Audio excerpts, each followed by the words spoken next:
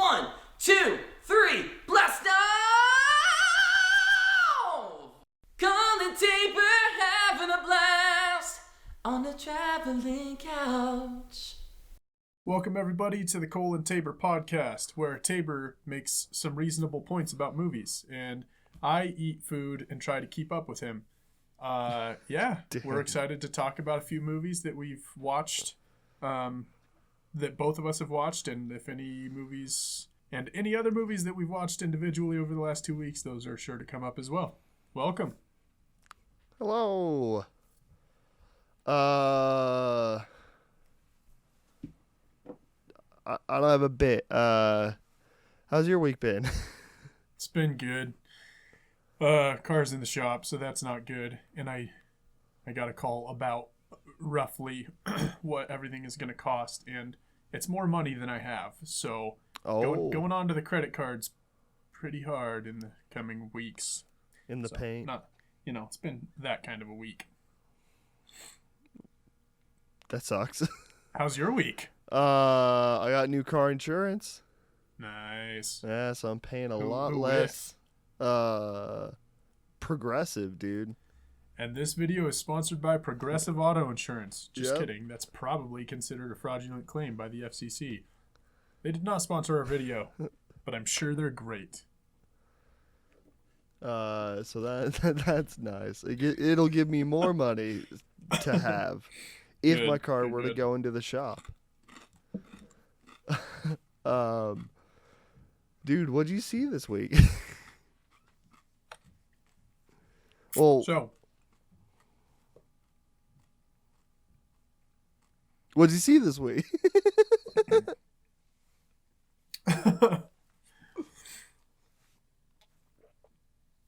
I saw a film this week, these last 2 weeks. So I watched Shooting Stars, Past Lives, Woo. Indiana Jones and the Dial of Destiny, Insidious, The Red Door. Okay, is that the new one?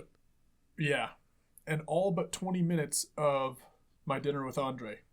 What I did not see was Army of the Dead. Dang. Which Sorry, is fine. yeah, I let you It's down. fine. What did you see? It's old news. Army of the Dead is old news. We'll talk about it next time. I saw the same, other than the 10 minutes of Dinner with Andre, and Insidious. I just didn't want to, and I haven't seen the other Insidiouses. Insidious. Yeah. I forgot that is the official term. And then I also watched the first Indiana Jones, not for the first time. Oh, nice. Nice. That's hands down the best one. Okay. As is usually the case with franchises. Yeah, I've only seen the first one, the fourth one, and now the fifth one. Right on. And I wish I had watched more things, but sometimes time... Oh, you're frozen. Am I still frozen? Oh, are you dead? Oh. Am I still frozen? Not anymore. We good? Cool. Not anymore. Luckily, that doesn't matter for the other stuff. Right. So I think we'll go probably down a similar route, because I think talking about the things that are the best is more interesting. First. Okay.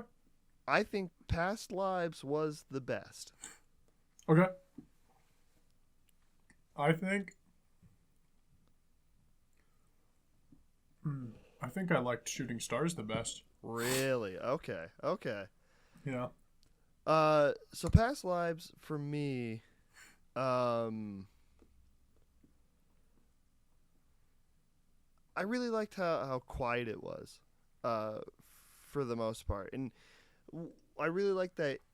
To start at the beginning, that intro where it's like, the three sitting at the bar, and it's this like outsider looking in, trying to decide like how they're all related as like a Mhm. like what they are.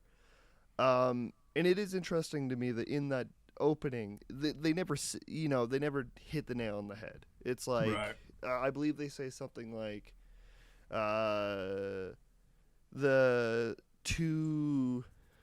Do I not remember any of their names? Haesung, Na Young, and Arthur. And what's her English name? Oh yeah, Nora. Nora Moon. Okay.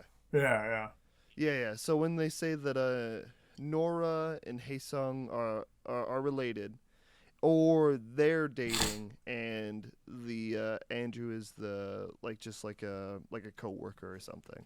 Right. Like I thought that was pretty realistic, and I thought that's an interesting Yeah. way to start this very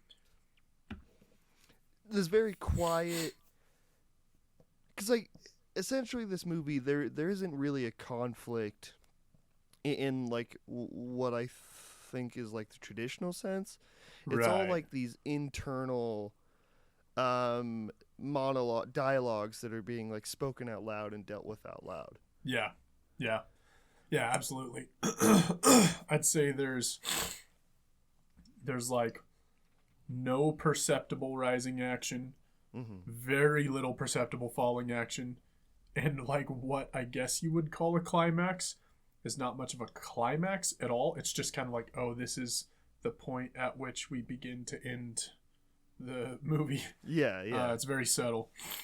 Yeah, where in other movies the scene it where in other movies the scene would be Haesung and Nora Arthur? kissing. Yeah. They're just talking at Yeah. the bar. And like I think the intro is it's a little misleading, in a good way, because like it makes you kind of think there's more tension in the relationship, because that opening shot is Andrew distant, Arthur. Arthur distant, and then Nora and Hay like talking like almost intimately. Right. And you can kind of tell when when that shot happens in the movie, even though it's not shot the same. So it's very interesting. But then when you're actually watching the movie, like throughout the whole thing, like none of those conflicts are actually there. Like there is no moment in which like there's one confessing of love, and then Right. now it's a love triangle, because it's not a love Right. triangle. It's just kind of like these like lost, distant emotions being vocalized. Yeah. And there was no triangle, might I add, to my dismay. I Really? really wanted for there to be like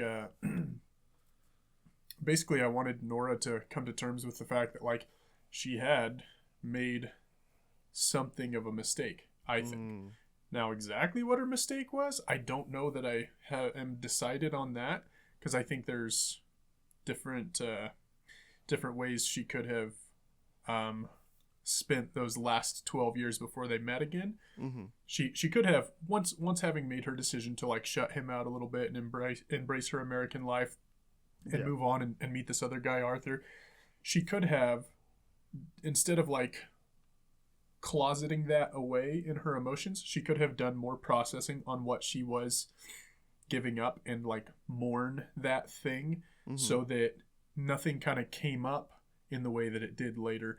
The other thing she could have done was not shut him out. Like I personally think it was like a little bit misguided for her to be like, no, but that feels like looking to the past, like literally just because he's Korean or because he's in Korea. Yeah.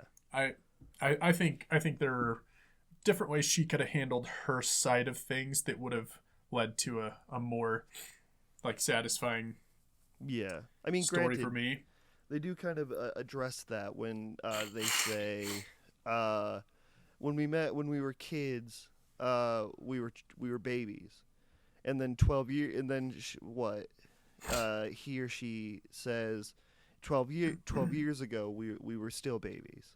Right, yeah. Because I don't think either of them knew how to deal with that, like wanting to connect, but also not realizing they don't need to be a couple in order to be talking to each other. Sure. Sorry. Sorry. Nope. Okay. We're in the middle of a thought. So I think I understand from like a character perspective, of course, on why they needed to disconnect when they did, because in those scenes where they're still talking, it definitely felt like their lives were starting to stagnate, because they both wanted to be with each other, they wanted to explore these emotions, but neither of them either could be willing to afford to travel halfway across the country or halfway across the world. But also neither of them wanted to make that stretch. Like, very clearly, like, neither of them wanted to. Nora didn't want to go to Seoul, and Hay didn't want to go to New York. Yeah, like leave everything and try. Yeah. Yeah, even to visit. Like, neither of them wanted to visit. They both had different locations that they wanted to go to, different vacations they wanted to take. So there was just this like immovable feeling that neither of them wanted to take the leap, or even that either of them had that interest, besides like this like weird kind of underlying childhood obsession that they may have had. Yeah, I think that I feel that whole thing, like that moment between them, that moment in time. Mm-hmm. I feel it being like less insurmountable, personally. Like I don't know. Yeah, it was difficult, and definitely they're falling into it a little bit caused her to kind of like knee-jerk withdraw, and because it did feel insurmountable to her. I don't know if he ever saw it that way. Like, I think he he couldn't come to New York right away or for the next year and a half or whatever, but like I don't think he perceived the thing as, and obviously that's why he kind of like maintained feelings for her seemingly a little more openly than she did for him. Because I don't think he ever perceived it as insurmountable or anything like that. And man, I was just rooting for him to the extent that I hoped for kind of a bad thing to happen, which is like, I don't want Arthur to get hurt either, but I want her to be honest. You know what I mean? Like, is she gonna go and she began to confront her feelings at the very end when she had a little bit of a breakdown in Arthur's arms, which it seemed like that was like the first moment that she was honest with herself about what all of this really meant to her. Yeah. And maybe that's all she needed was a good cry, and she mourns the thing, and it's gone, and she's happier with Arthur. But maybe not. Maybe to whatever misfortune this may present for Arthur, maybe she just chose wrong. Mm-hmm. And maybe she had an opportunity to admit that then and there, and it might have broken Arthur's heart. But maybe 3 people would have wound up happier down the road than they would with like all 3 of them being in a. I feel like Arthur's always going to think that Nora's just settling for him. I think Nora's going to constantly continue to wonder about Haesung, and I think Haesung is always going to be like, I lost her and it wasn't his fault, but there's nothing he could do about it, but he's always going to have that. I think that's like definitely what the movie posits as kind of like the romanticized version of their relationship. But I think with the movie being so grounded in how the real world works, not the real world, but I mean like how how things do just pass, and we can't, even though we regret things, that doesn't mean we can take them back. Right. Because I don't know. It definitely doesn't feel like it's completely over. Okay. Okay. And those feelings will probably always be there or linger there. But I think the point of the movie is basically saying that even though those feelings are there, sometimes the passing of opportunities isn't a loss, and it's more just the I don't know, because just because life doesn't work out the way that you envision it did, doesn't mean that the life that you're living isn't just as important. Right. Because I like that when Arthur in bed is talking to her, and he says, in the story, I'm the evil white American husband that's keeping you away from him. And then she says something along the lines of, but I chose you, right? Right. Or, but I'm choosing you or something. Like, I don't know. So I think the emotions are complicated, and I think, yeah, she is probably sad, and there is more to unpack than just how it ended up. Right. But I don't know if there is a correct answer there, I guess. Right. Yeah. That is tough, and you're right. Complicated is like the only word for it. And yeah, just like a very, very kind of real situation, the kind of thing that happens to people. Yeah. I do wonder if, and I apologize, I'm going to be loudly mouth breathing this whole time because my passages are so just like inflamed right now. You're good. Did you get that sickness like a couple weeks ago where it was straight mucus? Yeah, I probably 3 or 4 weeks ago I was sick with something, and I've been blowing my nose nonstop since. Yeah, it was May for me. It was like May 19th. Okay. There was just like the whole. I went camping and it was mucusy the whole time. Sucked. Yeah, it does suck. And it just seems to linger. Like it'll go away for like a week, and then it'll come back, and then it'll go away, and then I don't know. It's crazy. It's like, what is being well? I don't remember anymore. Yeah. But yeah, with the I mean, I don't know. There's just a lot. So the thing I think that why starting with this movie is better for me is because I don't know. I mean, because we could sit here and pick apart the things that that are fun, but we always end up talking about the bad things a lot more in depth. Mm-hmm. So I think one of the things I may not exactly like about this is that, or maybe I do, I don't know, it's a movie about like people with healthy communicating, like going through a complicated situation, which is not. Yeah. No, I don't know if I've ever met someone that are as healthy as these people are about expressing the emotions in their head. Absolutely. Yeah, it was very good. Even Nora being the one who felt like she was kind of caught in the middle of something. Mm-hmm. She even responded very openly and tactfully and everything to Arthur's very well thought out questions, and like, yeah, it was like actually fun to watch that, you know, like, yeah, I don't need everything to go wrong to feel like I'm watching a movie. Yeah, like, I like things to go well sometimes. Yeah.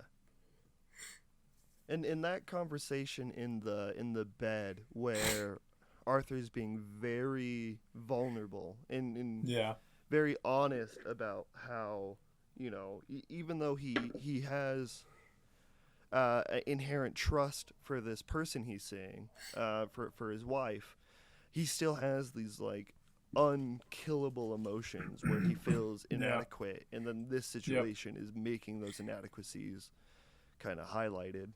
Right. Yep. I don't know. I just think it's a very beautifully written movie, very subtle. Yeah. Yeah, I agree. It is well written. I do feel that like an hour and a half passed like out from under me before I even knew it. Like the movie was like so little was transpiring, and then with two major time jumps that like usually a slow movie feels like it takes forever, but because like so little was happening, I guess it felt like it went very quickly.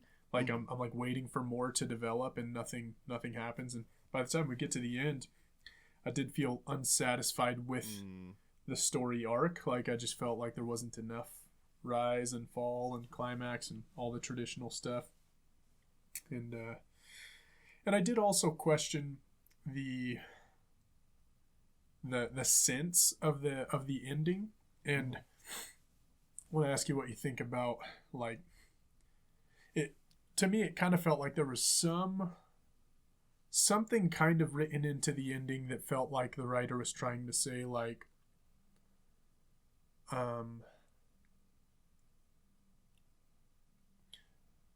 along the lines of like life happens and sometimes it's messy and complicated and whatnot, but we go on anyway. Except felt like they were trying to say that about choices that we just choose not to to amend or resolve or whatever. And specifically with Nora, if you this, I'm going to run an imaginary scenario by you. If instead of 12 years into this relationship with Arthur, if all of this happened 1 year in, there was like less of a life invested in this person, do you think then there would be some sense in her honoring what she's really feeling rather than having to treat it like something that's dead that she has to mourn, and going, I may have made a mistake. I might actually want this more than I do want Arthur, and it's not fair of me to do that to Arthur. It's not fair of me to do that to Hae Sung. Do you think if less time had elapsed, it would be appropriate or reasonable or anything for her to second guess her path? And the reason I ask is because maybe only on the basis of time, like 12 years have gone by, felt like the writers were trying to say, like, she's cemented into this path now and there's nothing she can do about it. And I just don't feel that that's the case personally. I feel like being honest with yourself later is better than never. I don't feel like she regrets it all that much. I feel like she's fine. She's. I feel like she's satisfied with. With the choices that she's made. In fact, I would argue that maybe it, in a movie where they do kind of allude to the meant to be's, I don't know that they were meant to be together. I think like story wise, it would make sense. Like that's the story we all want to see. But and they do kind of posit this a couple of times when it's like, well, if I had moved there, or well, what does he say? Isn't it even like outside of the house, like in that scene, or maybe at the bar? He says, well, if I had made the time to come to New York, would things be different? And and you can kind of live in those what ifs forever. Right. But the what ifs are just that, and unless you believe in like the multi-universe stuff, it's like it didn't happen. So there's no, because maybe earlier on, let's say with the hypothetical, like a year in when they weren't even married, they were only living together because they both lived in New York and it was convenient for the most part. It would have turned out differently, and she may have went with Hae Sung, or maybe even. As Arthur says, like a different guy that she met at a different place or a different time. Right. But I think what Arthur, and maybe it's a problem that we didn't actually get to see Arthur and Nora develop as a couple. Yeah. Like we kind of just live in the world where we see them meet and we see them married, but we don't really see them connect. As we see Nora and Hae Sung connect through like those months or maybe even a year of Zoom calls. Right. Skype calls. Yeah. Skype. Specifically Skype. Because it was 2012. Yeah. And that was the beginning of the internet. Not the beginning. I guess that would be the beginning. In the grand scheme of things, this is still the beginning of the internet. For sure. But no, I think that what we don't see is those 12 years that Nora and Arthur spend together. Right, that's true. Which is maybe a detriment, but also maybe that's on purpose so that we do feel that longing. Yeah. Yeah. But I don't know. I think that's the fundamental thing is that I don't think Nora is settling with Arthur because she feels like she has to.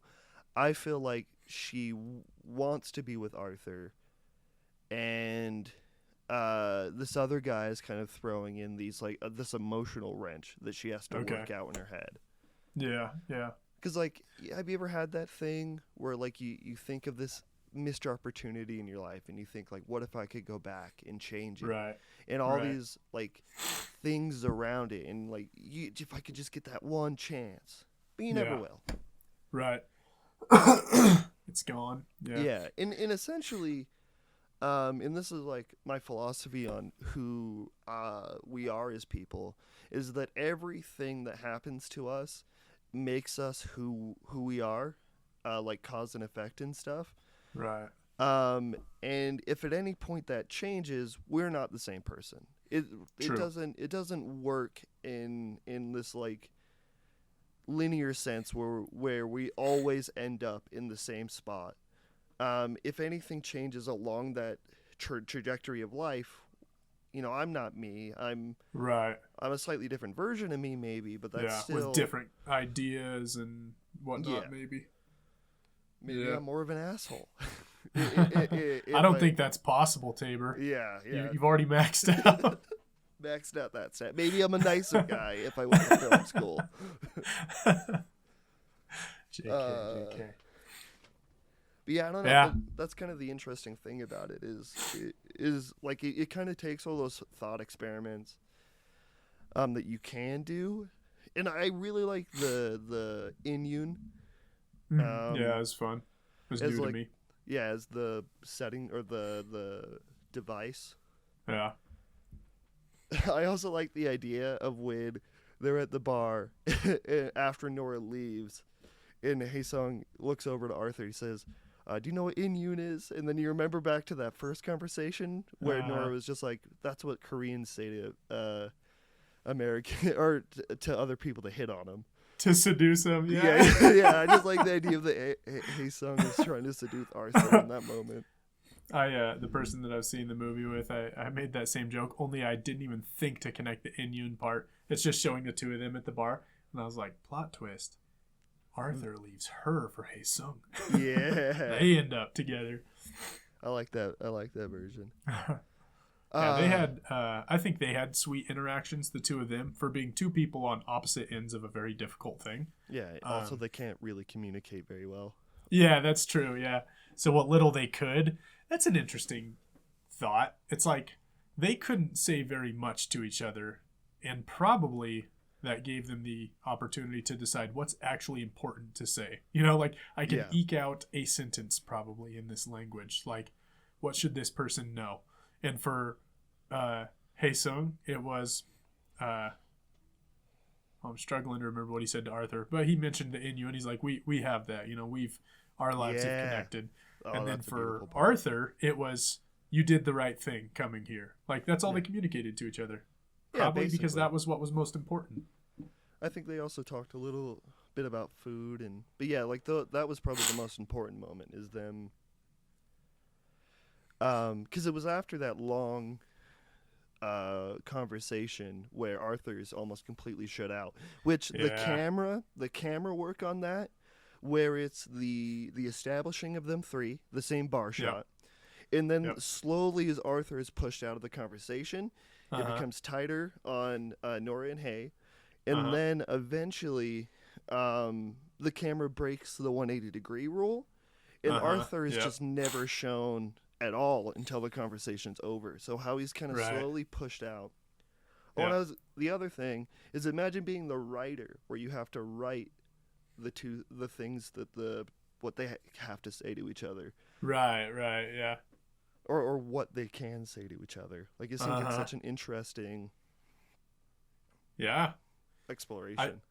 I feel like the things that were said, just like that is a strength of this movie, is just the dialogue. Like, I feel like the things that were said between two people at any given point in the movie are like things that two people would really say to each other. Yeah. And then in that complicated scenario, the three of them, there are two of them speaking one language, one guy feeling left out, these two trying to sort of acknowledge that at some point, but not doing a great job of it. Like, the kinds of things that are said in that conversation made like total sense. The kinds of things that you would be distracted by enough to maybe not be super considerate to someone sitting on your other side. And for Hae Sung, though this wasn't really like an opportunity to make something happen, like, he couldn't help the little firings in his brain that wanted to think that that was what it was. So he never like tried anything, but some of the things he would say were evidence of the fact that like his brain wanted to try. You know, it was very well written. Yeah, I mean, all of the dialogue seems very, very realistic. Or even just, you know, maybe not realistic, because nobody speaks like that. Nobody speaks Korean. Yeah, exactly. Korean's not a real language. I've been saying that. No. I mean, nobody speaks as level-headedly as a lot of they all do all the time. Sure. And again, like, I think that I both like that and also find it, you know, kind of meh, because I don't know, because it's a nice idea to have a movie where everyone speaks candidly. But normally that's in like The Lobster or like a surreal movie where the dialogue is supposed to be like a person says the first thing that comes to their mind, like, I ran over a dog today and I didn't really feel that bad about it. Like that's the kind of thing that happens in Killing of a Sacred Deer. In this movie, it's very to the point, where they're essentially saying things like, I always saw you as the girl that tried to run away. And then they kind of talk a little bit, and then he says, and then Arthur sees you as the girl that stays. Like that's beautiful and that's poetic, but, you know, people in reality aren't normally that in tuned with just that in tune.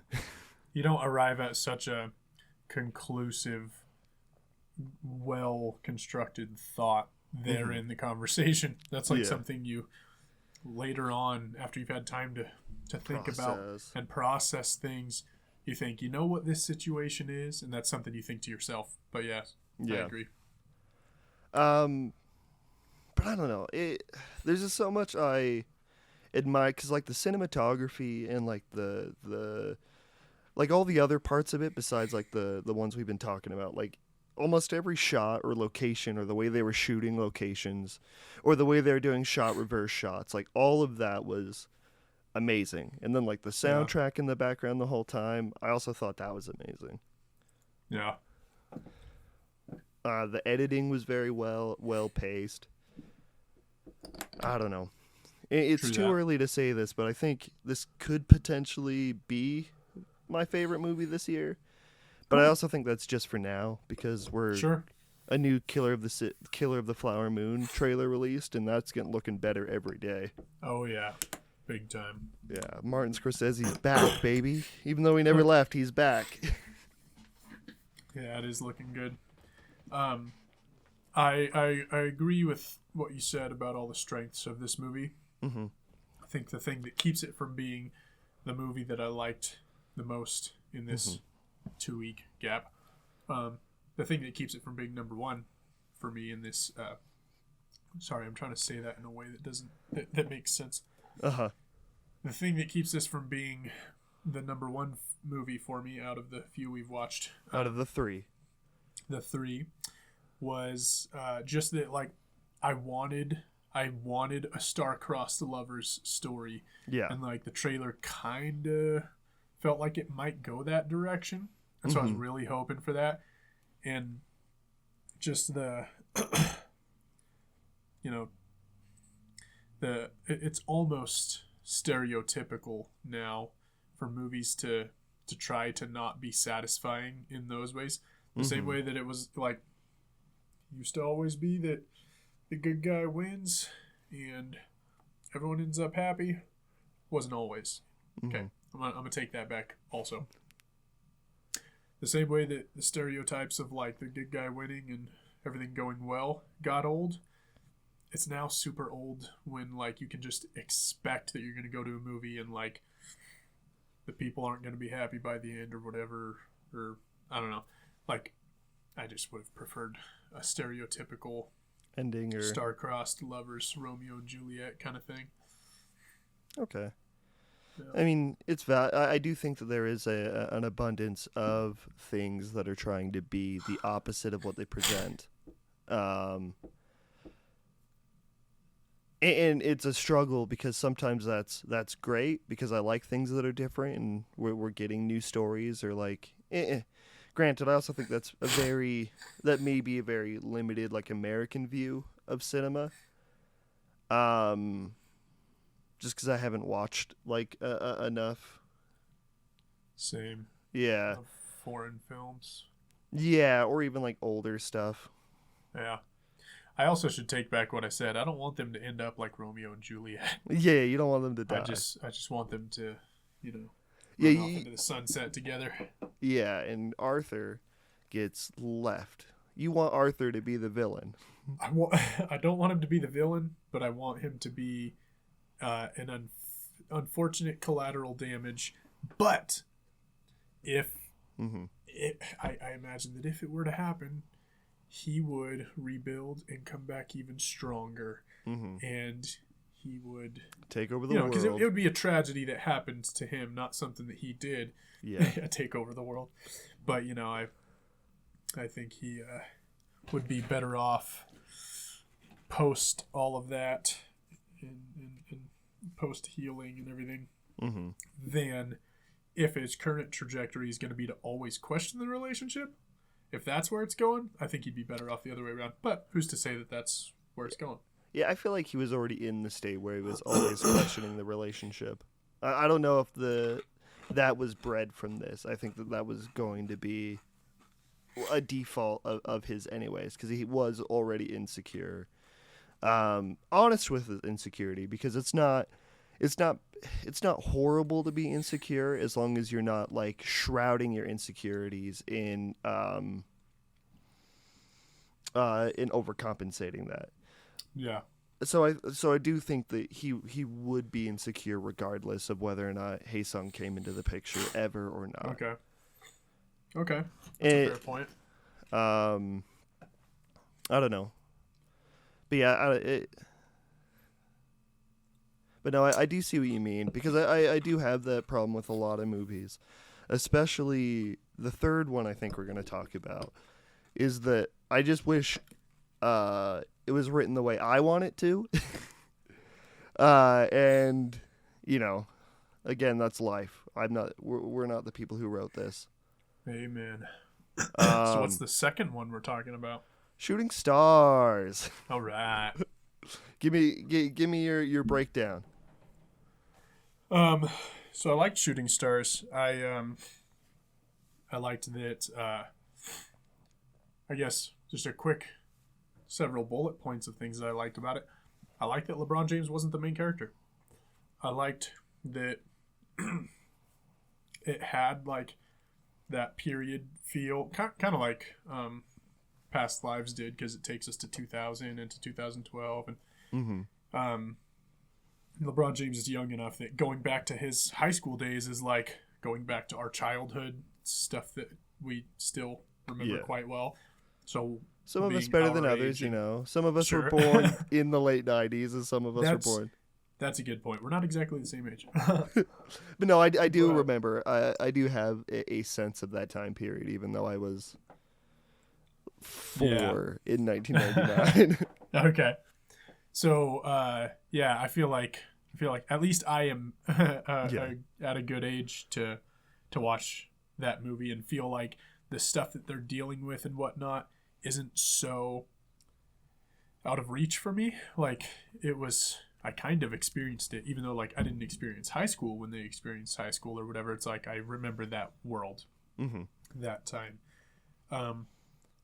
I sports dramas like aren't my go-to or anything, but I found this one to be very excuse me. It was like sweet in all the right ways, and it was triumphant in all the right ways, and it probably, you know, kind of sort of just went from trope to trope to trope. Like, it was very formulaic, but in a way that I didn't mind because it was telling a true story after all.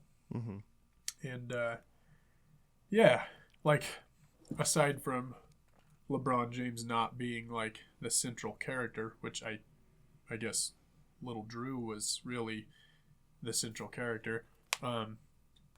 LeBron, like, he begins to feature the most when he becomes sort of a villain in the story. And then, you know, later he continues to feature heavily after that point, once they're all kind of like on good terms with each other and playing well with each other and everything. So I liked how he was used, given that who he is today means that, like, you would be tempted to just make him the centerpiece of the whole movie throughout, and that they were more clever than that. So that was like one of my favorite things about the movie, I think. Yeah. I kept thinking throughout the whole, making jokes where characters would say, like, they'd be talking smack or on LeBron James, and I'd be like, yeah, but you're going to regret that. You're lucky you even got to play in the same high school team Right. as LeBron James. Arguably one of the best basketball players. Number one scorer in the whole league. Nice. No one scored more points than him. That's awesome. He beat that record this year. It was crazy. Oh, cool. Yeah, and it's like, it was a record nobody thought could be beaten. Because Kareem Abdul-Jabbar was the holder of it from like the 80s. Okay. And LeBron James probably has 3 more years left in him. Okay. Which is hard, like, crazy. Dude's almost 40. Dude might be 40. Yeah, I looked it up. I think he's 38. 30. Okay. Yeah, 38. He'll probably retire when he's like 40, 41, depending on when Bronny gets let into the league. Bronny's his kid. Gotcha. Okay. I do want to... So, I didn't get the sense that the movie knew who the main character was. Okay. Because I definitely thought it was interesting where in the beginning Drew was heavily focused on, and this is probably was my biggest criticism, is that I never felt like the movie knew what story it wanted to tell, whether it was telling Drew's story or LeBron's story. Because by the time LeBron becomes the main villain, we don't see Drew or I believe Willie, and I can't even remember the fourth dude's name at all. Shion. Okay. Shion. Yeah. But like all the other like 3, and then like the tacked on 5th guy, all the other people just kind of like their screen time tanks, and then LeBron is now the main character, even though he wasn't in the first half, and I thought that was weird. Okay.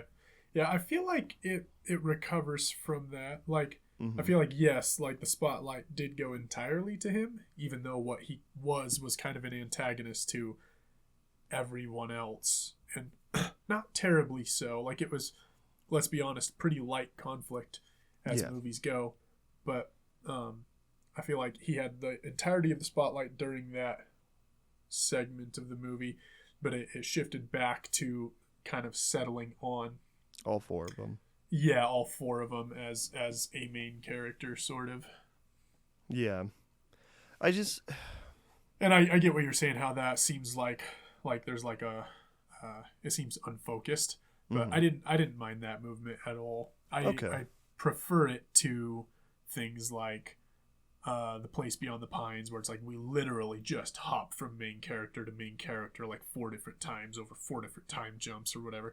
Like that kind of stuff, even though it's intentional, is just jarring to me. I want to watch that movie, and you're selling me on it more. Place Beyond the Pines. But yeah, it's worth a watch. Yeah, and I love Ryan Gosling, but yeah, he's great. but for this movie, I don't know. It like I just didn't. It didn't always feel like the movie knew what it was trying to explore, or who. I just couldn't get that out of my head. Like at some point we were following Drew, and then, perceivably for no reason, like, because I think the movie, like the upcoming Priscilla, if it would have just stuck with Drew the whole time, that would have been a lot more interesting than kind of doing this flip-floppy feeling of where it starts with Drew, and then because LeBron is obviously the most interesting character of the four, not obviously, I'm sorry. LeBron goes on to have the most interesting career. Right. We have to focus, like the movie has to focus on LeBron at some point. And I wish the movie would have dug its claws in, because Drew still had a story there. Drew still had this, like, he disconnecting from LeBron, watching his friend become bigger and bigger, and then like him feeling resentful, and the three of them becoming close, or the four of them, the new Fab Four being made because LeBron is kind of skyrocketing way past them. Like that stuff is a movie right there. But the movie wasn't confident enough to stick with it because because people are watching Shooting Stars for LeBron. Right. I don't know. I get you. I definitely understand how that could be unsatisfying. But for whatever reason, it did not. That didn't end up being a negative aspect for me. Like I thought kind of sort of the fluidity of it was like just fine in this story that also like lightly touched on a dozen other conflicts that it never fully addressed. Like, what is Romeo's real backstory? Yeah. Who are those people that he beat up in the street? Uncle Willie's whole, like, they used to look up to me, and we get like 1 second of, you still have your own path. And like little things like it definitely, you're right in that it seemed like it was like opening more cans than it was willing to see through and close. But like, I guess I don't personally mind that. By default, I think you can do that and it be bad, but I don't think that it in and of itself is a bad thing. Yeah. And I'm not saying that like this same formula in a different movie would work. I just, the editing or the flow of it in this movie kind of kept me out of it. Okay. And not out of it, but like it just didn't allow me to attach myself the whole way through. Yeah. I think one of the things I really liked also was the just kind of the style of the movie, like the way it moved from scene to scene. And I find myself doing this when I'm writing. Like, it's like this scene's done. I need to go somewhere else. Like, we're done here. I literally have to write something that's happening somewhere else now, to justify a scene change. So what's happening? And like 9 times out of 10, the only thing I can think of is like something exciting needs to be happening, or there needs to be music to like set us up for the next one. And like that's like where it starts for me, and then I can like, oh, okay, so I guess probably this should be developing. I felt like this whole movie was like scene after scene of that, where it's like, now we're moving into this thing, and we might as well have them do a slow-mo walk with some music, or now they're at a party, or and then you have like just all the scene changes. They felt like something that's just familiar to my brain, I guess, and I kind of enjoyed that. And then I think the most clever that this movie got, and I was like really enjoying this scene, was when they're doing the one-on-one talking head interviews with I don't know, Sports Illustrated or something. Oh And yeah, they're- towards the end, yeah. Yeah, and it's cutting it with like their actions on the court or off the court or whatever, and juxtaposing the things that they're saying wrote because they have been saying the same things since they were children, and Yeah. now this is just the story as it lives in their head, and so they gotta continue to present it that way or whatever. So they're saying these things, and then you're seeing the reality of how things are now and how it's slightly different than it was when they were kids, and Yeah. They're not talking. maybe some of them aren't on the best of terms, and yeah, I thought that was like a good way to do that scene. It was probably the only time in the movie where I was just like, yeah, these guys are actually making a movie with this part. Yeah. But I nonetheless enjoyed the whole movie. Yeah, I mean, I thought a lot of the style definitely was there. I really liked the vision or the voice of the movie and how it both in the transitions and also how it would like film certain scenes. Yeah. Actually, yeah, a lot of the camera movements were pretty awesome. Yeah, and how they would film most of the basketball. Yeah. The thing I didn't like were like the title cards. Some of those were really distracting. And also not consistent. Yeah. Like they presented differently. They also commented on different aspects of what was going on. Yeah. So I was like, oh, this is the something versus something game. But this is the lesson we're going to learn in this segment of the movie. And it's like 2/3 of the way through the movie. And it's like, wait, I do remember seeing one other like lesson title card earlier, but like this hasn't been a thing. Like it was a little disjointed. There were also some title cards I believe were just like setting up what's about to happen in the scene we're about to watch or something. Yeah. Go get your respect or whatever. Yeah. And those title cards, I mean, some of them were interesting because I think early on I was a little more into it, and then as it went along, it kind of felt corny. It's like those it's like when I go back and rewatch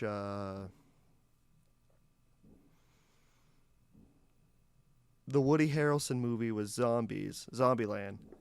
The title cards in that are horrible now. I haven't seen it. You haven't seen it? Like at all, ever? No, never. Oh, that's crazy. Well, they have a lot of title cards in it. And I thought the first time I watched it, they were pretty fun.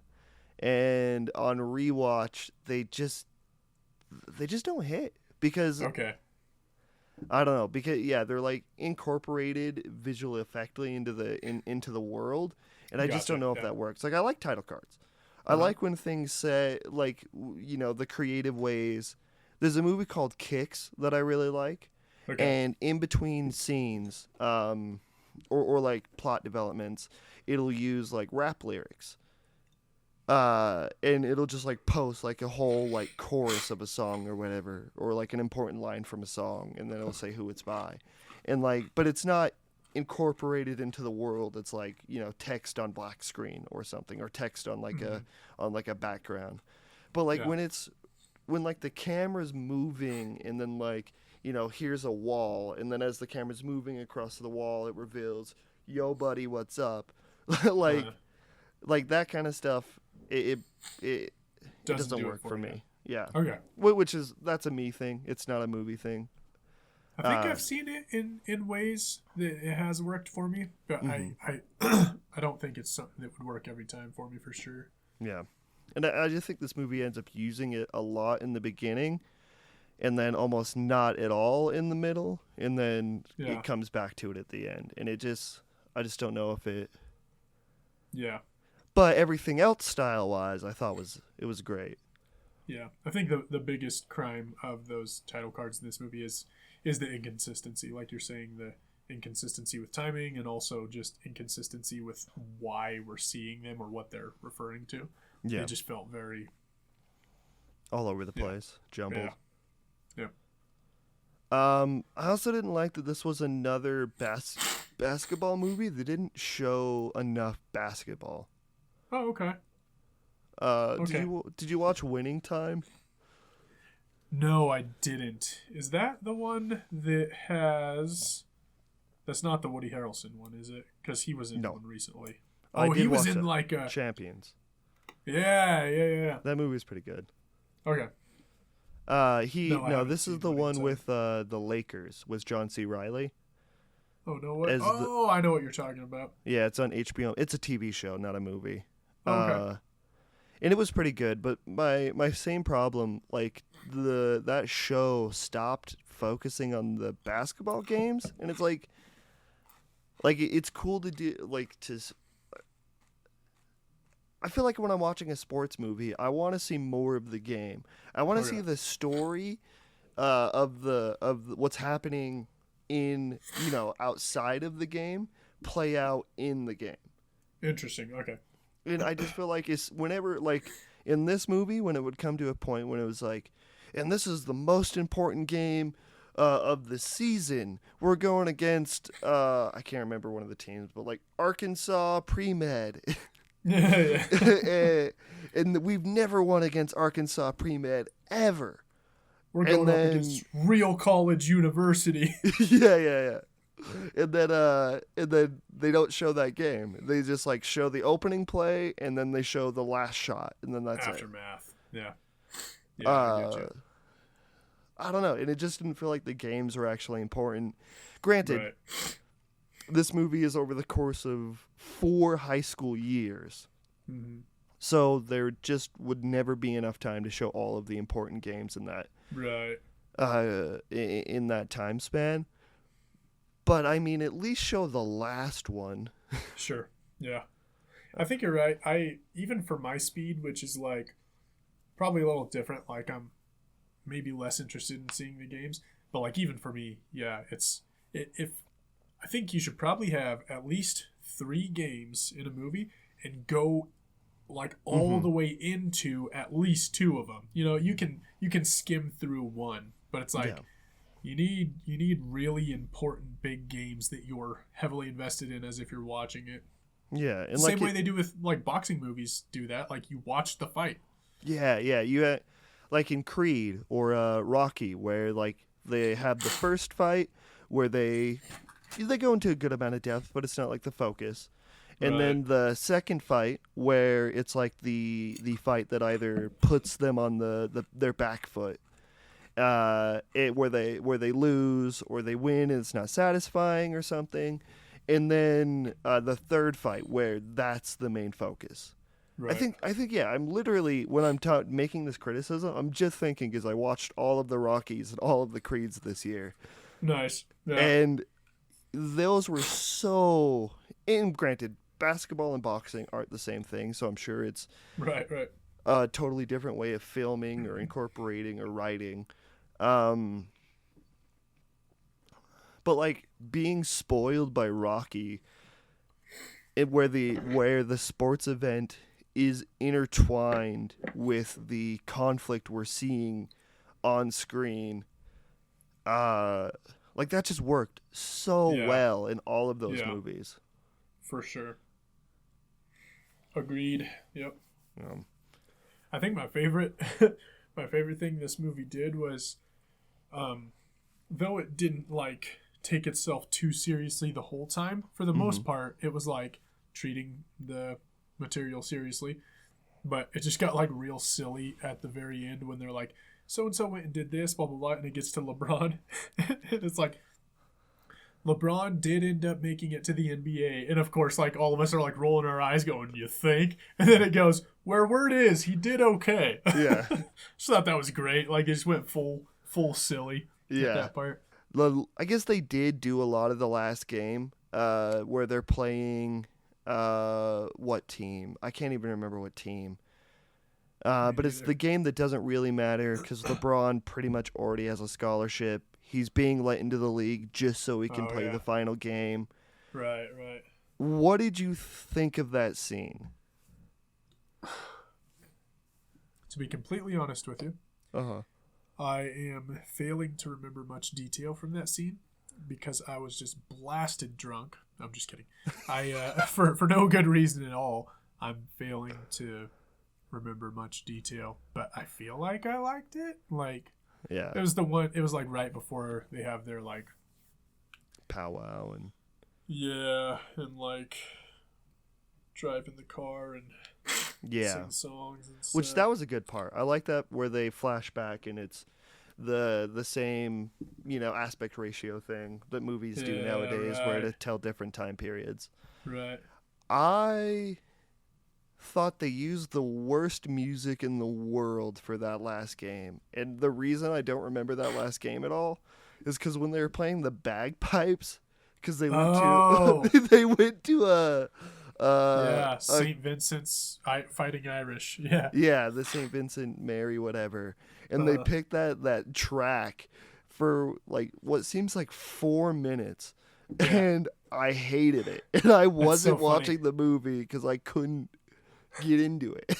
I do remember that, and I remember noting in my own head, like, oh, I kind of like how weird this is. Like, because it was weird. It was like, for them, maybe at the time it would have meant something to them because of school pride if they developed any or whatever, but it's like, like none of the characters, white, black, or otherwise, would be like connecting with this music on a personal level in any other way other than school. This is like 400-year-old bagpipe music that like just it was interesting. And they're not even from Scotland or Ireland. I just don't know. Right. In the movie, does it have like that type of music or aesthetic? Like it's not a callback.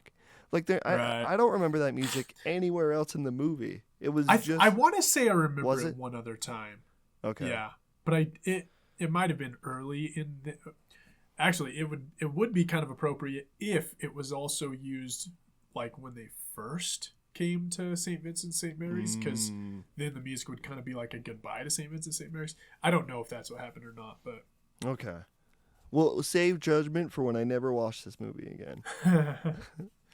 A couple of my roommates wanted to watch it, but I watched it like in a rush on my own.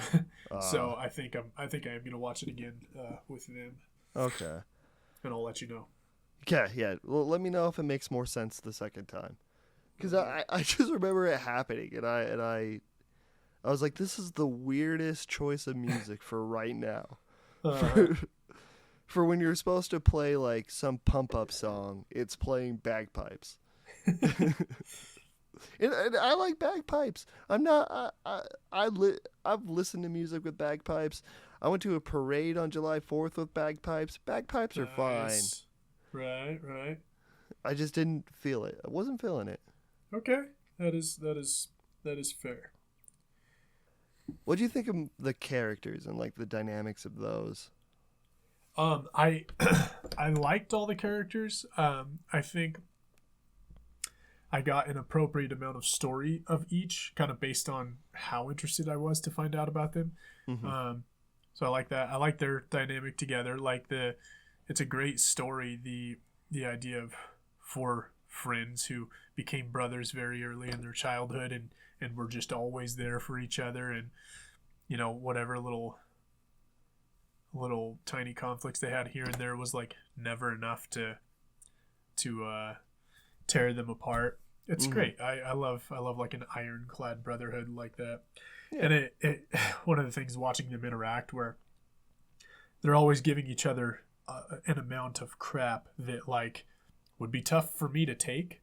Yeah. Like it kind of made me jealous where I'm like I wish that I had friends or like a group of people that like it was just safe to give and take enough crap that like that it would just be safe to like give and take enough, knowing that does not represent their love or lack of love for you. It's more just like, well, I guess maybe it represents their love. Like, because we love each other and we're here for you for real, I feel totally comfortable saying this thing that is like rude or maybe even terrible. It made me kind of envious of that type of circle. Okay. I like that. Yeah, they definitely felt very connected, very believably, like the chemistry they all had together was very real. Yeah. And then when they're slowly bringing in the 5th guy that I've been calling Romeo. the 5th, Romeo. Yeah. I like that too, the like slow hesitancy and then like full embracing of it. Yeah. Right. to be like the 5-man. I think in the alternate universe where I write this movie, and it's just Drew's story, I think it would be a lot more to go more in depth on Drew's relationship with his coach father.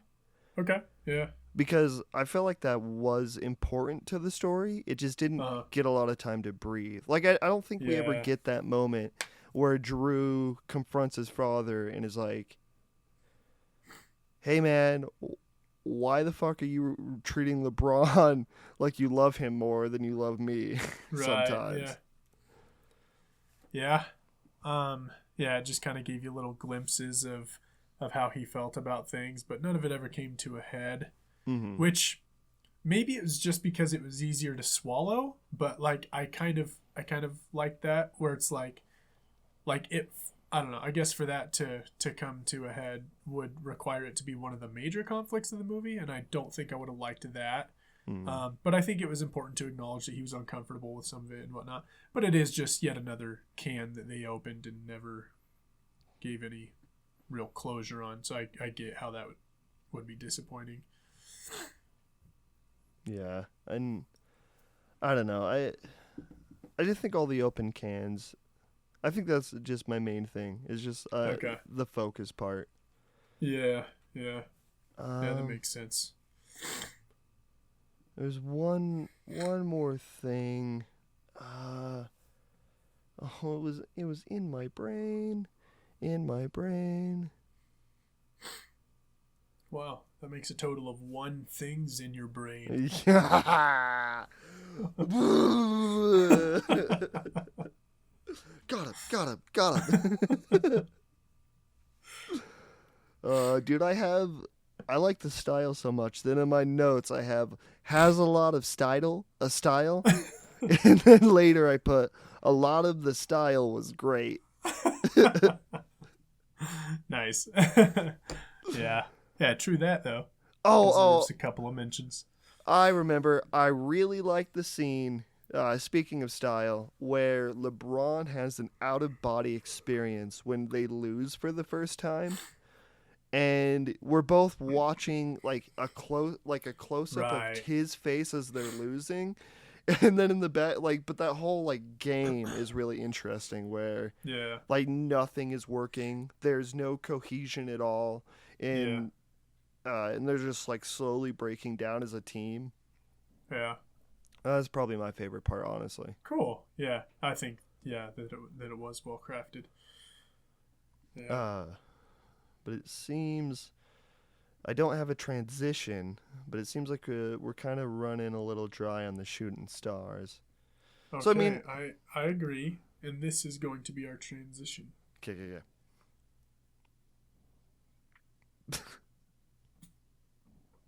Hey, Tabor, let's talk about Indiana Jones and the Dial of Destiny.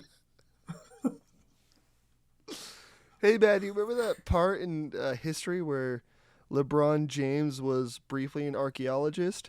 Right. Yes. Yeah, well, Indiana Jones is also about an archaeologist. True. Very true. I didn't like this movie. Yeah, I didn't like it much. Yeah. Yeah. I got home and I think I was so mad that I just started cleaning my entire front room because I had so much energy. And then great. I tried to put on Indiana Jones 1 to kind of, rewatch and then figure out something. And then when I finally was able to sit down and watch the end of Indiana Jones 1, I just kept writing note after note after note of why I didn't, what I thought this movie did wrong. I don't think it's not a horrible movie. It's not a 1-star. But it just, I don't know.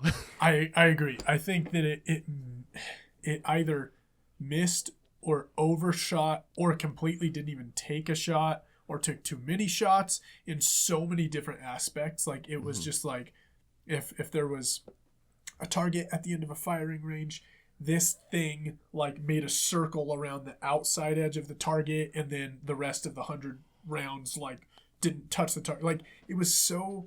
It's like the people making it, like, didn't understand, like, what an Indiana Jones movie should be. Mm-hmm. Now, maybe not to the same extent as Crystal Skull, but Crystal Skull had its strengths and weaknesses, as did this one. I would just say that this one had... maybe didn't even have more strengths than Crystal Skull, but it had one thing about it that I liked enough that it just barely gets saved from being the last one on the list for me. Like, I liked it better than Crystal Skull, yeah. Okay. Is it the fact that it doesn't have aliens in it? No, it's not that. Which I don't think I minded about Crystal Skull. Yeah, it's fine. Like, the other movies are already supernatural in ways, or sci-fi in ways that are unexplainable. So, like, the aliens don't matter. It was crazy where in this movie, he says something like, I've seen a lot of weird things, but I just don't know if I believe them all. It's like, you saw a fucking alien. Yeah. What he says is, I don't believe in magic, but there have been a few times where I've seen things that I just can't explain. And it's like, then you believe in magic. Like, I don't believe in magic. I just watched a guy reach his hand into another guy's chest one time and separate the flesh with magic and pull his heart out, still beating, as if by magic. I don't believe in magic. But that was crazy. Like, kind of a stupid nonsense comment is that. Clearly you believe in magic. I heard a dude's face get melted off because technically he wasn't watching. But yeah. Like, call it what you want. Maybe it's semantics to him. Maybe magic just isn't the right word, but it's like, sure, you're describing something magical. You're describing something bigger than the world that we currently understand, which isn't a problem because I think adventure movies. My view into the adventure genre is more through the video games of Uncharted. Nice. And all of those, they eventually get to a point where there is supernatural, magical elements. So, like, none of that stuff was, like, throwing me off. Yeah. But when, in Crystal Skull, he sees a fucking alien, and he still doesn't know what to call it in this movie. Yeah. Like, get over it. Like, what do you mean? You saw an alien. For real, yeah. You're past the point of being able to be skeptical about anything. Yeah. I don't know if I believe in magic. Yeah, I just saw an alien in an ancient Mayan temple or Aztec temple, whatever. Yeah. Yeah. It's just, this movie's so over the place. Take us down the road, man. Take us down the road of all the bull crap. Like, what's thing number one that was just stupid? Okay.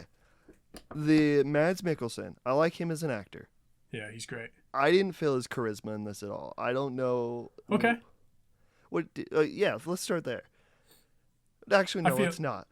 Okay. Yeah, I want to talk about a line he said. He says something along the lines, I don't remember if it was one of these two, but it was something like, a world that has forgotten about men like us, or has no use for men like us. Okay. And I thought about that, and I was like, what makes Mads Mikkelsen's character in Indiana Jones the same in this movie? Because Mads Mikkelsen is a Nazi. Yeah. The world doesn't have a use for Nazis anymore, and Indiana Jones is a Nazi somehow. Men like us. Yeah. How do they relate? Because that's a good question. I don't know. And this is my so, when we talk about shooting stars and it having a lack of focus for me.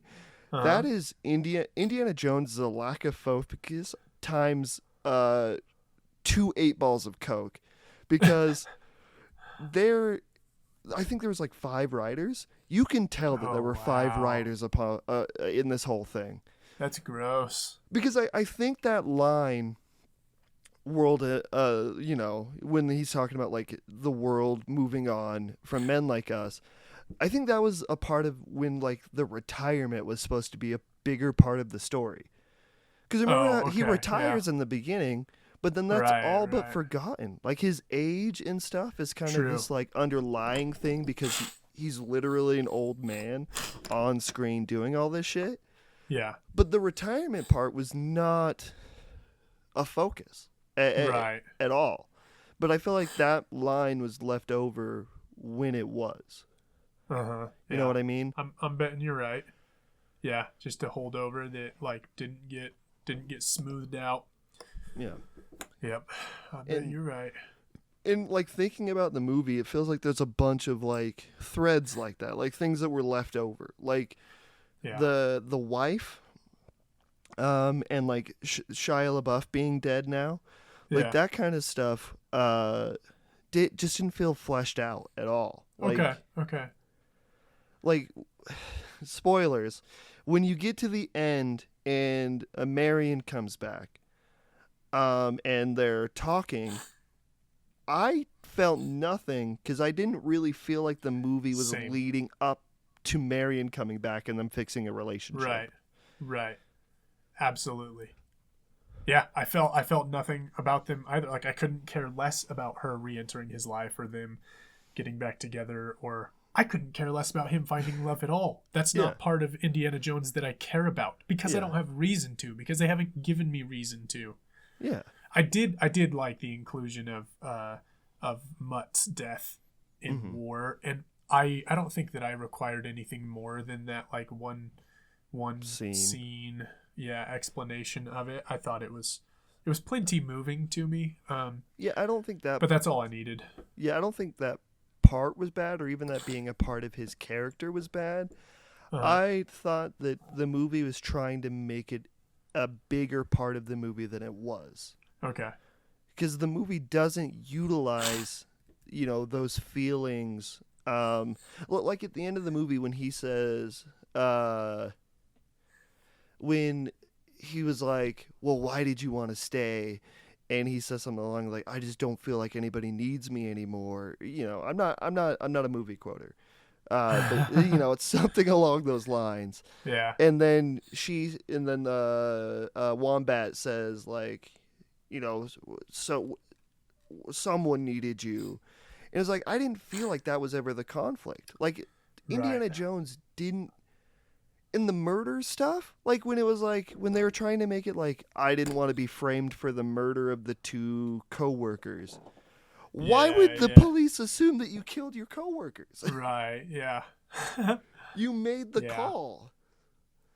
Yeah, there were just about 1,000 things in this movie that like they just didn't make any sense. Like it wouldn't make sense for this person to do that or say that, or like it wouldn't make sense for this to work in this scenario. It like everything just kind of didn't make sense. And that, if you can't believe the reasons for moving from one thing to the next thing, then the story's shot.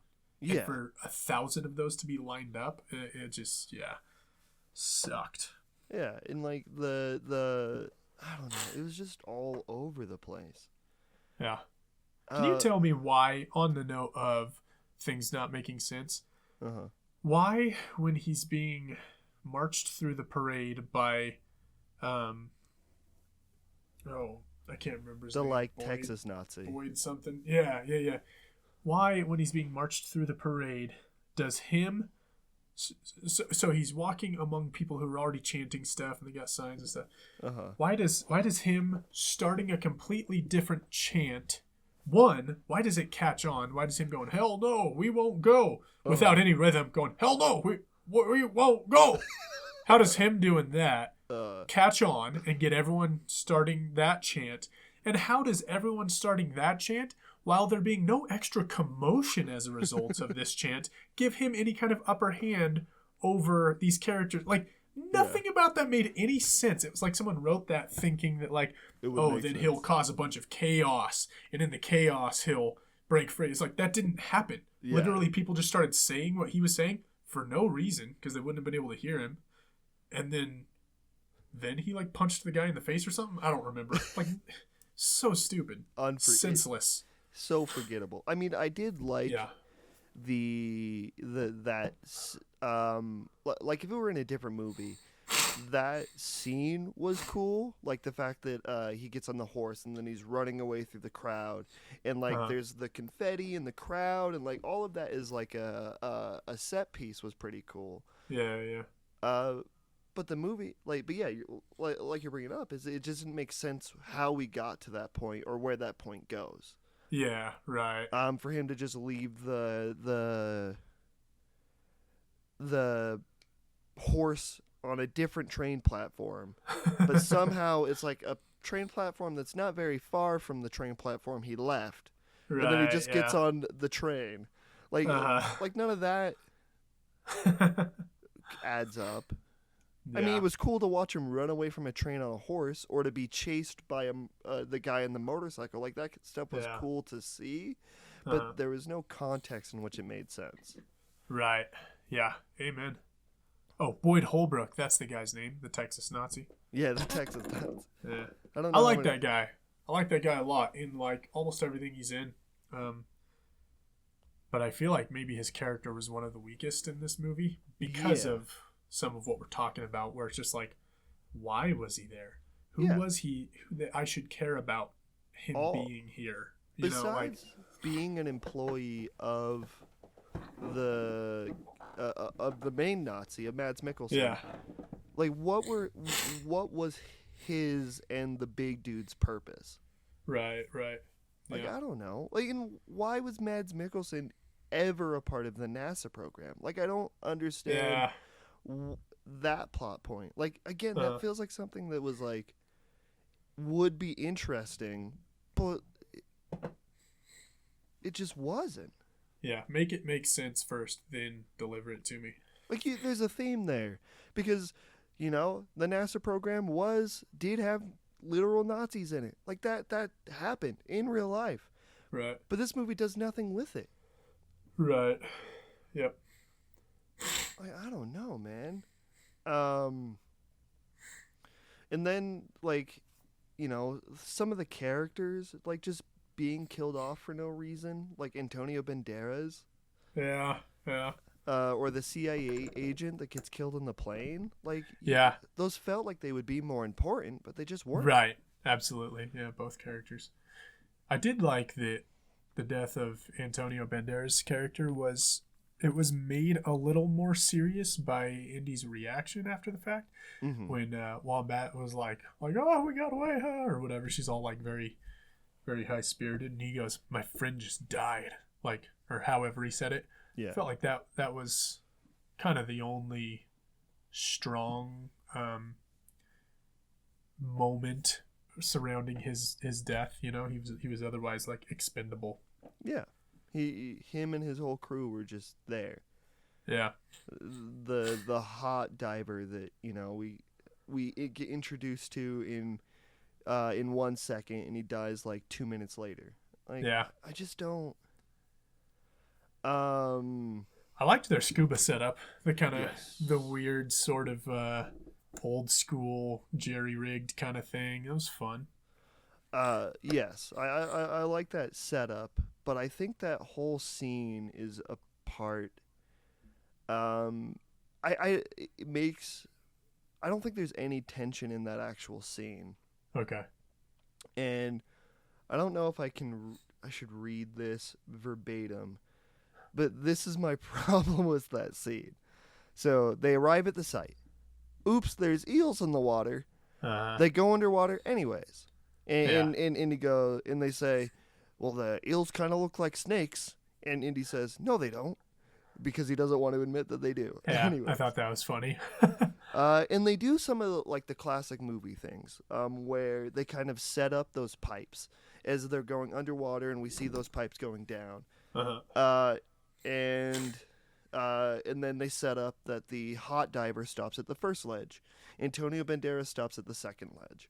And then they go into the boat. And then we're still getting that like cut back between Teddy and the unnamed dude.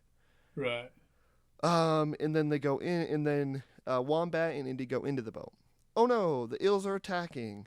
Not that much of a threat. Doesn't really matter. Right. And then you think like the rope getting caught, or even the 3-minute thing. Why did they bring up the 3-minute thing? But they don't have like there's no ticking clock. There's no ticking clock in this scene. Yeah. Like they set up a ticking clock, but it was so frustrating. And then so they get out of the eels with the treasure. a lot easier than you would think it would be, a Yeah. lot shorter than you would think it'd be, and surprising I'm saying that in a 2.5 hour movie that I hated, but Right. this Yeah. scene was just so short. And then all of the setup, the 3 minutes, the tubes on the boat, like specifically where they're placed in the scene, where the actors are, or where the characters are placed on the ledges, none of that matters because practically off screen a boat approaches, they Right. board the boat, cut off the tube, and the hot diver dies, Yeah. and then they go back to the surface, and it's like all those setups, none of it mattered. Yeah. And it begs a bunch of questions as to why did they, like, now that we're here at the end of that scene, why didn't they cut all 4 lines? You know, Yeah. like, did they, would they have known which one Indy was attached to? And would they have known if he had the Yeah, map why or would whatever they cut in just hand? one of them? Or like, yeah. And like, if, like, they think that he's down there getting the thing they want, why would they risk cutting any of them? You know, like maybe he had handed it to the other guy. And then there's like, they have these life preservers, like these life vests that inflate and take him straight to the top. How come the guy, as soon as he got his air cut, didn't just hold his breath and go to the top? He was much closer to the surface than He they were. immediately ran out of water. Like, he immediately died from suffocation Yeah, in 2 yeah. seconds. Like immediately, yeah. Like, I didn't. And then, I was writing all this during the scene in the first Indiana Jones where they're fighting on the bomber jet. And Oh, you can right. see the stark contrast. And I'm not saying, like, James Mangold has made good movies. Sure, yeah. He made Logan. And I haven't seen Right. Ford versus Ferrari. But, so, like, he a knows how to very make good a one. movie. Yeah. But when you're comparing the bomber jet made by Spielberg, it's like there's these constant tension building where Marion gets into the cockpit closes, and then all of a sudden there's like gas spilling in, and we're constantly cutting back and forth between the gas, and we're cutting back and forth between the planes spinning, and like the Right. propellers constantly like missing or like near missing, and like all of these things are playing into like this fight that is happening with this big buff dude. Right. And it's so perfect. And when you contrast that with this other scene where you see where it's like, you know what I'm saying? I do know what you're saying, man, and I agree entirely. I feel like there was nothing about this movie that was crafted. I feel like Yeah. at the end of the day, they just threw a bunch of money at it, and James Mangold was like along for the ride more than anything else. Yeah. And it's just no craftsmanship. Yeah. I will say the first scene misled me a little bit. Like, now I went into this thinking like probably like on principle it's a bad idea, so the movie's probably going to be bad. And then the opening scene, like I really liked the action in the opening scene, despite the fact that anytime you're at a medium or a wide shot or there's a lot of motion or whatever, his de-aged CGI face sticks out like a sore thumb. There are moments where it looks real good, and it's usually on a close-up, like a shot that, you know, where they've given a lot of attention to Stable. it because they have to. Yeah, it's stable, and so in some scenes it looked really good, but in way too many scenes it just stood out like a sore thumb, as did the scenes where old-ass Harrison Ford's face was put onto a stunt double. It's like it might as well be colored neon the way that it stands out from what's actually happening in the scene. I don't know why they can't make it look the same. Anyway, despite that, the opening scene was very enjoyable to me, about until they got to the train. Okay. And the first thing where I was like, dang, was when he's riding the motorcycle with the sidecar, and it hits a tree, and the tree just splits the motorcycle from the sidecar instead of absolutely demolishing both of them with their own momentum. You know what I mean? Like, Yeah. it wouldn't just conveniently like they are, for all intents and purposes, one moving body, and they run into a stinking tree and poop, it just like pops him loose. It's like instead of just sending Indy like just flipping around, like that was the first thing where I was like, Dang. I was liking the action. And then he gets on top of the train, and probably the worst CGI I've seen in a decade happened right then and there when, like, on a wide shot, CGI him is running on the top of the train, and it looks like a freaking marionette. Like, they couldn't animate it like an actual person running, which I don't know why, because people have done it before. Like, we know what human motion looks like. That looks terrible. Pull up a video of Tom Cruise in Mission Impossible and just copy it. Yeah. But from that moment forward, it was kind of, I was just like, okay. Out of it. Like, pretty much the rest of the movie. It wasn't like that ruined it for me. It was like, that was the beginning of all of the slew of terrible that this movie was. Yeah. And I would say that, to me, large parts of the ending were kind of like, it turned again. Like, it got back to being something that I liked. Yes. When they go to, spoilers, Rome? Yeah. Like, all that stuff was really cool. And it kind of... and it kind of goes back to like the stuff that was the tension is all being built again. Like again, like the setups and the payoffs are all kind of working out again, and like the visual, or even just like the story potential of like the dragon, the plane flying through and they're being shot down. Like it was just a very cool sequence. Cool. Yep, absolutely. It just sucks that it was a very cool sequence built on top of an otherwise unfollowable movie. Absolutely. Oof. It was a real shame.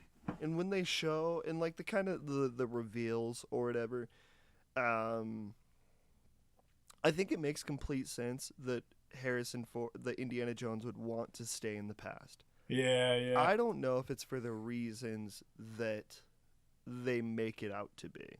Okay. I think just in general it makes sense. It's like in the first movie where he's about to blow up the Ark and the guy says, well, don't you want to see inside of it? That's the Indiana Jones that wants to stay in the past. Right. It's the curiosity. It's not the fact that nobody needs him in the current present. It's the fact that he's inherently a curious person who loves history. Yep.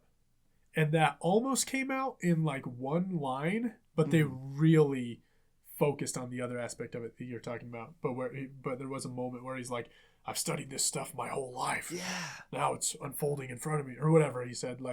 That was more to that was more true to his character. Yeah. For sure. And I wish they would have let him. I wish they would have left him there. What better an end could Indiana Jones have had as a person? The fact that he had to get back to Marion just... Yeah. I thought Marion was dead. Like, the way that they show her black and white photo on the fridge and he covers it up, like, I thought she was dead. Yeah, she might as well have been. She was totally useless to the story. Yeah, aside from being gone. Yeah. Like, if they had introduced her, like, in a scene, in a conversation earlier on, like, this movie, like, we've been making movies for so long that it just feels so weird that setups are just non-existent. Or when they are, there's no payoff. Right. There's one more scene that made me really mad, and I want to deep dive it. Okay. Where Teddy is being pulled by the big dude. And then the big dude. And I think this happens in the course of like 5 minutes again. It's really short. But the big dude pulls out handcuffs. Handcuffs Teddy. Handcuffs it to him. Locks it. Puts the key in his pocket. Turns around. The second he turns around, Teddy pickpockets him. Swallows the key. Now they're fighting. Oh, they're in the water. And now they're being pulled down the river. Somehow, Teddy pulls a key out of nowhere. Unlocks him. Locks him to the grate. And then the guy dies. Dude, you want to know something hilarious? I did not fall asleep during this movie, but I don't remember 1 second of what you're talking about None of that sounds familiar to me. No? That's how into this movie I was. I was there, and I might as well not have been. I was probably texting during that scene or something. Yeah, drowning. I have no idea what you're talking about. I didn't realize I had completely missed segments of the movie. Yeah. I mean, I just don't. Like, Yeah, it that just does felt sound like ridiculous. there should have been more intercutting. Like, Yeah. because the same time frame could have happened. I mean, they should have this is me writing the scene again, but it's like he gets handcuffed earlier on before they reach the bridge, and I'm just telling you this, even though you don't have any reference. Before they reach the bridge, handcuffed, and then they cut back to Indiana Jones and whatever, and I said her name, Wombat, finding the treasure. Then they cut back, and now they're fighting, or now he's finally pickpocketing, and then they get into the scuffle. Then they cut back to somewhere else, and then they cut. But it all happens in such a short time frame, because we're seeing it all in like one chunk. Okay. And there's no tension. Yeah. I don't know, man. It's just so weird for me to watch this movie and have it be so blah. Not thrilling. Yeah, like if Indiana Jones should be anything, it should be thrilling. They should know how to craft moments of tension and whatnot, because they have a character that basically exudes that. And they did nothing to pay him any real service, especially nothing to like give him a good send off. Yeah, like I don't know. And Harrison Ford felt maybe not that he was asleep, but he certainly didn't have charisma. Like right.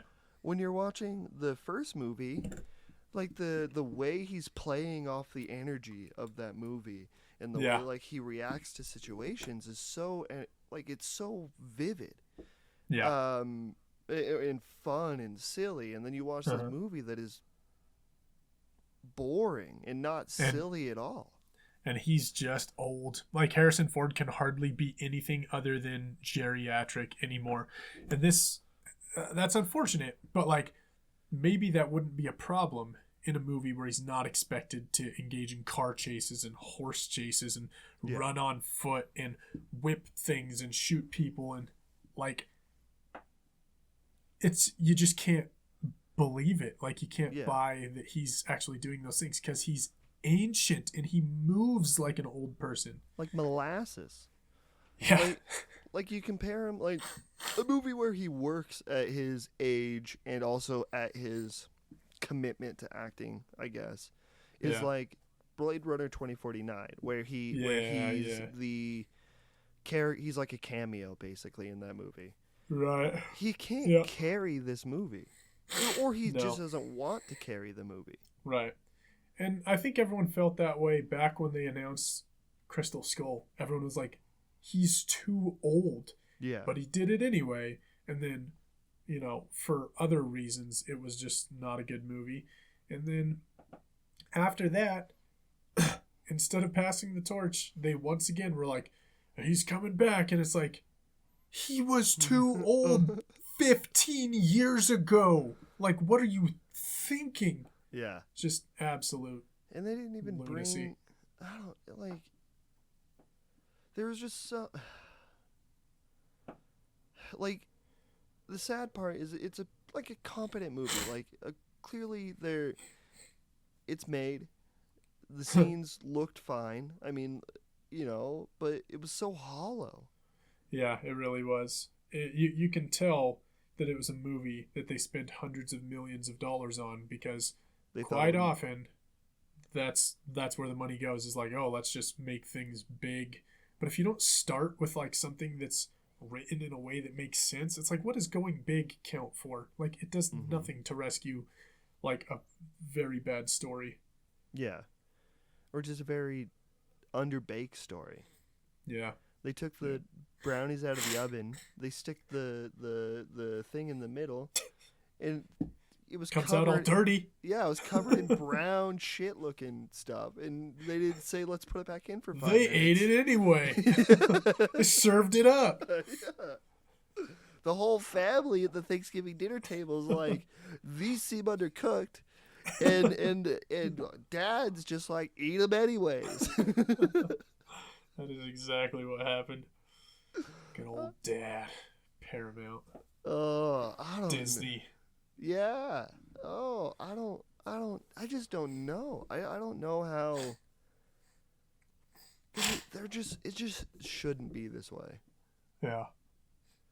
There are two things on either side of that coin that I want to bring up, in case we don't get to them naturally. One thing that I liked and one thing that I didn't like. Okay.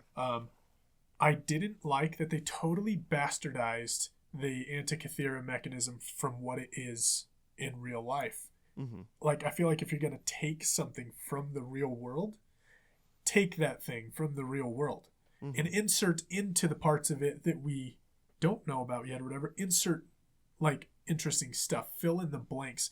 Don't take something, like, by name and change what it is. Why didn't you just come up with something completely fabricated, like, and original, rather than, like, taking something from the real world just to not really take that thing if anyone knows what you're talking about? Like, I hate that. It's like, it's the stupidest thing you can do if that thing doesn't work to the story. So it is a basically they refer to it as like the world's first computer, and I think that, I don't know if they have this like proven or if this is just what they surmise about it, but based on looking at its components, and it was found in a shipwreck, I think they've decided that it was a very intricate calendar that like had gears and everything, like a clock, and it moved, and it sun cycles, moon cycles, planetary cycles.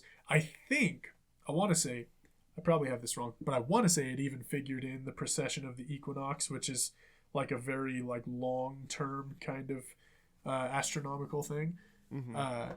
It was just like an insanely complex calendar computer sort of thing. Now again, whether that's something that they know for sure or just what they surmise about it, I don't actually know. What I am pretty confident though that it's not this little thing. It's like several feet in 3 different dimensions. Like it's a big box, like a big mechanism. It's not like a cute little thing that you could put in your backpack. Right, yeah. It's not so a it's pocket like watch. Yeah, exactly. So that really bothers me, that like the thing in real life is interesting. That's why they wanted to use it in the movie, is because what it really is interesting. Yeah. So why didn't they use what it really is? And again, if what it really is doesn't work for the story, don't use it. Don't fake use it. Shoehorn it in there. Yeah. Exactly. Make up something else. The other thing, though, the thing that I did like was, this was maybe my favorite like mechanism for time travel that I've seen in a movie. Because the whole time you're just wondering, you're like, are they really going to travel in time? Like, they're holding this little steampunk, like, windy watch thing. Yeah. You're like, I just don't imagine that, however smart Archimedes was, that they're going to be able to justify him having created something that creates an electromagnetic or gravitational bubble and makes you travel through time. You know what I mean? Like, I thought. So. Okay, so was it that it created something, or or was it that it helped you find something? Exactly, and that's why I liked it, because the other way wouldn't be believable that Archimedes could construct such a thing. So them instead going, these are naturally occurring phenomena in the world, and Archimedes simply came up with a calculator, a handheld calculator, which at the end of the day is what the Antikythera mechanism is, but bigger, and calculates other things, not anyway, but like, he came up with a calculator that tells you when and where to anticipate them. Actually, that was a flaw, I think, in the story. It doesn't tell you when to anticipate them, it just tells you where. I think that was something that totally slipped their minds when they were writing that explanation in. Yeah. But as he began to, Mads Mikkelsen's character, as he began to explain that, they're like, oh, you set where you want to go, it tells you where to go, where there will be an opportunity based on a naturally occurring phenomenon to go to that time. Like, it's pure and simple a calculator. So it's just mechanical. I was just like, that's brilliant. Like, that's the best possible way you could do time travel. I think it makes much more sense than saying like 2,000 years ago, 2,200 years ago, he figured out how to work the ether. And anyway. Yeah. I mean, that is interesting. I mean, I don't understand how it knows that, for one. Yeah. But also, it essentially, because we find out that it just takes you back to the one time period. Yeah. Like that was kind of interesting. Yeah, whereas like, oh no, he just built it so that we would come help him out now. Yeah, it was a trick. It was like just like the claw or the heat ray or any of the other things he's famed for creating. It was just yet one more thing that was meant to give his city an advantage over invasion. Like, yeah? I'll summon people from the future. Like, and they'll save me. Yeah. That was interesting. On the sarcophagus, it wasn't even a dragon. It was a phoenix or a griffin. Yeah, that's right. They kept calling it a dragon in the subtitles. Okay. In the subtitles, they kept calling it a dragon. But in reality, it was depicted as a bird or a griffin. Oh, I see. So with the propeller wing. So what was on his sarcophagus was a depiction of what happened in that battle with the plane coming inward. Okay, I think I didn't connect that. I missed that. Yeah, that's interesting. Yeah, it's also just a weird little thing that, I mean, I don't speak that great of Italian. I've been trying to learn. Nice. But I don't know the word for dragon. So granted, they maybe could have been saying it, and then whoever made the subtitles did it wrong.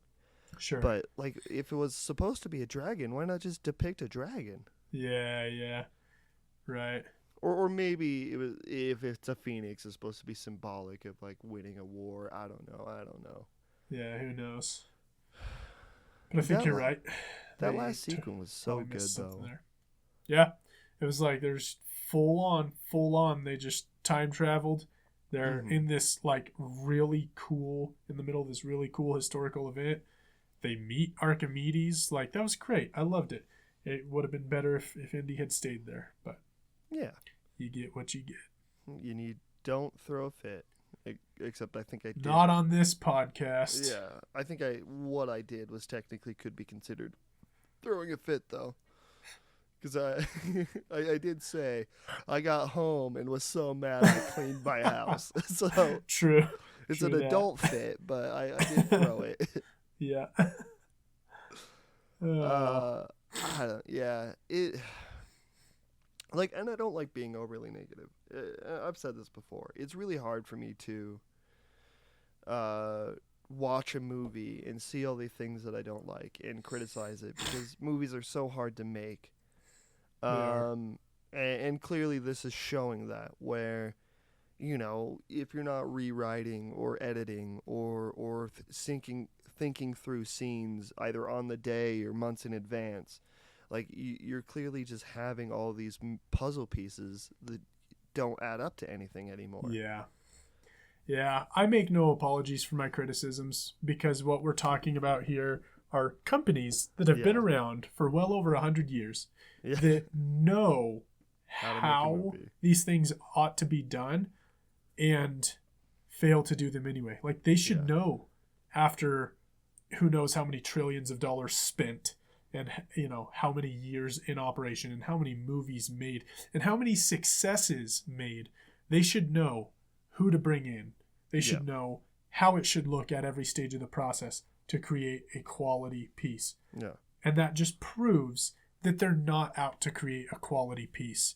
And that's a huge problem. I mean, they don't even have, like, in 2 years, we could have blamed this on the writer's strike. They don't even have a writer's strike that they could blame this on. It was just bad planning. Yep.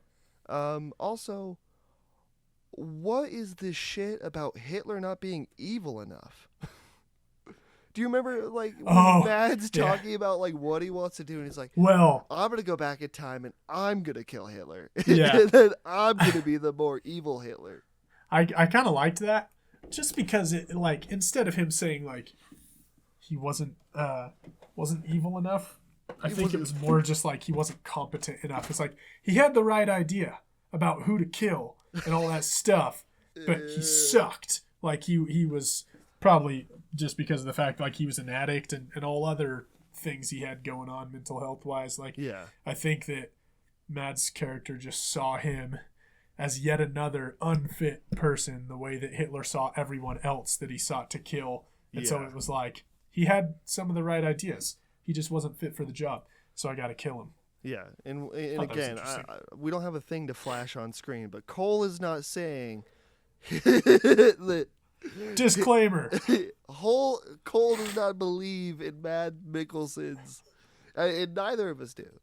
But it's I just think it's weird that this movie, like if you do the headline of what this movie is basically trying to say, it's like Hitler didn't do it right. Yeah. Well, yeah, I guess it what just the feels like- villain's position is. Yeah. And I get why, because, like, I understand that. Like, that's a fine motivation for a villain to have. Uh-huh. This is just based off real events, real people. Hitler did do all this stuff. And basically the movie is saying that Hitler just wasn't smart enough, man. He could have done it. Yeah. Like the writers are in the room Yeah. thinking of like, well, if Hitler just would have done this, Yeah. World War II would have worked out. Dude slaughtered how many millions of people, and someone in the writer's room was like, Could've and done then it we'll have better. someone say he was just a totally ineffectual dictator. It's like, like Yeah. the framing of that, like it's a weird thing to put into a modern movie.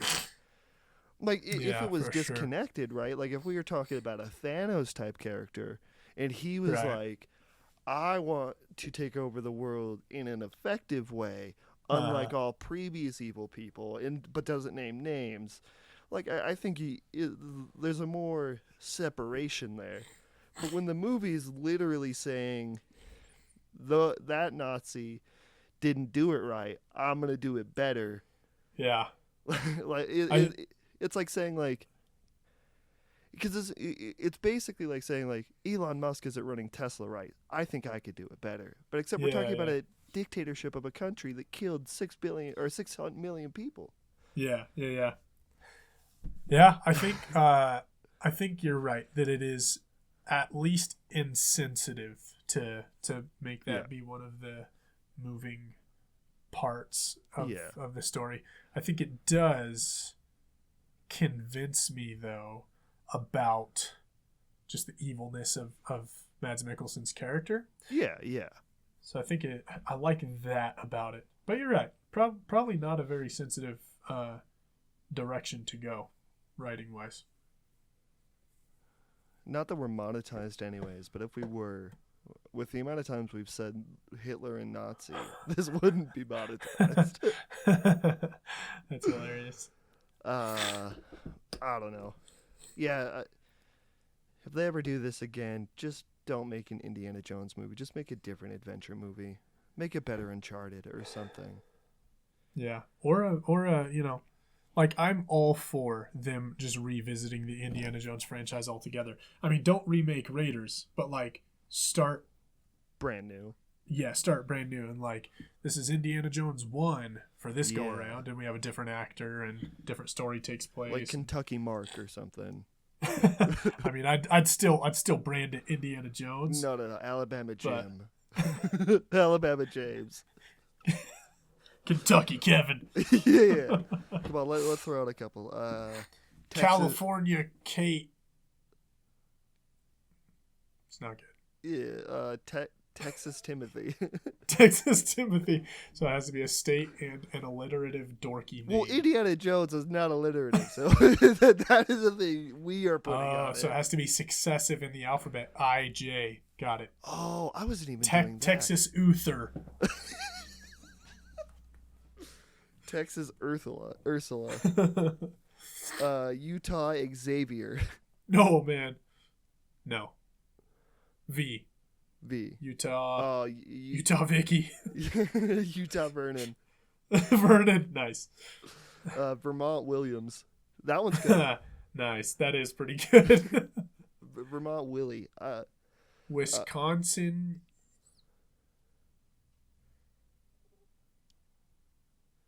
We're looking for a Y. Yeah. Wisconsin. No, Yolanda. wait. I guess it would be X, huh? WX. Oh, so that would be Wisconsin. So that'd be Xavier. Yeah. Okay.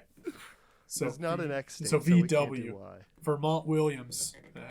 Vermont Williams. See, that one works. Ugh. New York Oscar. Nice. This just sounds Not like Oscar the Grouch. He just where his trash can is in New York. That's where he lives. Well, New I York think Oscar. that is.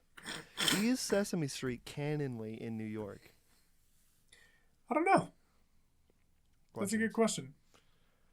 I tried to rewatch the movie where Elmo goes into Oscar the Grouch world. What? I didn't know that was a thing. Where Elmo has a blanket that he really likes, and his blanket falls into Oscar's trash can. But Oscar's not home to just like give it back to him. So Elmo goes into the trash can, and now he's in Grouch land. Sounds like a perfect story. Uh-huh. And like Indiana Jones, there are a lot of Nazis in it. Just kidding.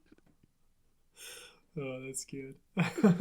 But I think that's it. So I'd like to, if you stuck around, if you're watching this at all, thank you so much for watching it. Or listening. Please accept Cole's kisses. Or don't. You don't have to. I hope you have a good night. Bye, everybody.